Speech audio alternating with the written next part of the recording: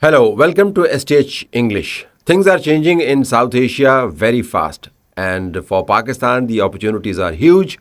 For India too, while the compulsions are there, the opportunities beckon, provided they are able to grab it.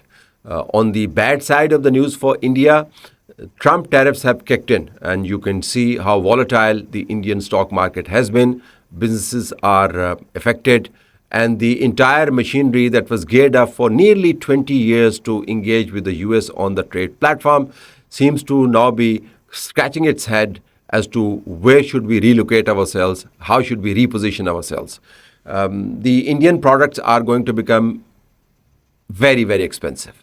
And I paused just to add emphasis to the point of becoming unaffordable. US market will be lost. The impact will not just be on trade relations. There have been some news, for instance, in European newspapers and magazines suggesting that the Trump administration at some level tried to make contact with Narendra Modi, and Narendra Modi did not take the call. I would say that there is a lot of exaggeration and propaganda in it. Trump administration, while would want to engage with India, will not do it at the cost of demeaning the president himself. Remember, for Trump administration, it's all about image, and he portrays the image of a strong man who's in control of things and who's dictating terms to Europe, to India, to China, to Russia as well. Whether some of these dictations are heard as attentively as Trump would want them to be heard is a separate point. But Trump's image is not likely to be put online just because somebody wants to engage with India. What I do know, however, is that Indians have been very keen to open some sort of a door or a back door or a window on some sort of a rabbit hole that goes directly to the White House and try to mollify the mood in the White House. That doesn't seem to be happening now because effectively the tariffs have come into effect, and Trump and Modi are drifting further apart. For Modi, not to engage with Trump at this point in time also seems to serve some purpose. Number one, he can turn around from a Trump lackey to a Trump critic and therefore draw on the anti-Trump sentiment inside India.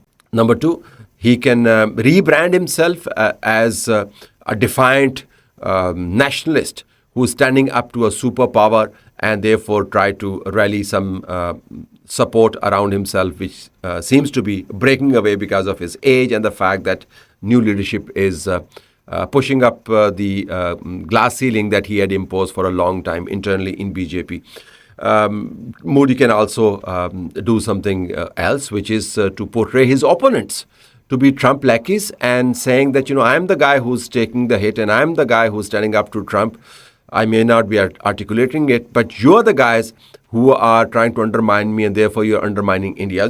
How politics can be turned on its head if you want to draw some basic benefits. But the real benefit to India, and this is something that Indian policymakers hopefully will realize, is to decrease its dependence on the US.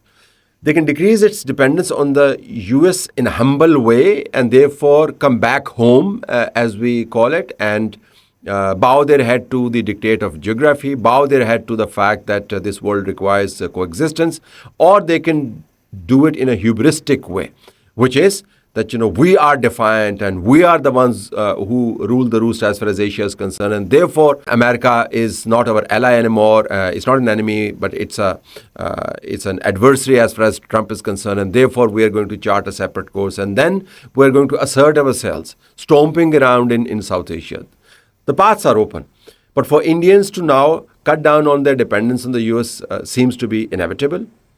There's a rethink in Washington as well that India has not been a great partner. We have invested so much in them. We have propped them up at the cost of our ties with countries like Pakistan. And look what they've delivered. They have been cozying up to China. And the whole idea of, cultivating Indian influence was to counter China. If they can't even deliver that much, why invest in them? So there seems to be a strategic breaking of the ties. But out of that comes out the opportunity. Pakistan has been on the sanctioned side of US. We have been able to quietly and in many ways gracefully, and yet with some difficulty and hiccups, craft our policy and try to strike a balance between our dependence on the US, which is a thing of the past, and our engagement with the rest of the world, Middle East and China primarily. We have done that. So we understand that if you put all your eggs in one basket, that basket is going to somehow, at some point in time in the future, not deliver the kind of brood you think it would breed. So India has the opportunity to turn its policy around and come back to where it belongs, which is Asia, and coexist with Pakistan. If your neighborhood is safe, if your neighborhood is secure, if you do not treat other countries as if they are your doormats, and then you also get hurt in the process like they got hurt in the recent war with Pakistan and before that with China. If you realize your limitations, then frankly, your absence of dependence on the US is going to work. But if you are going to cut down your ties with the US, which seem now inevitable as far as the depth of the ties are concerned, they will remain important partners. They have a huge trade engagement. But the thing of the past, the sort of passionate embrace is now gone. Now, if you're going to do that and then come back home and try to boss other countries around, that's not going to work. So the tariffs have opened up new doors for India.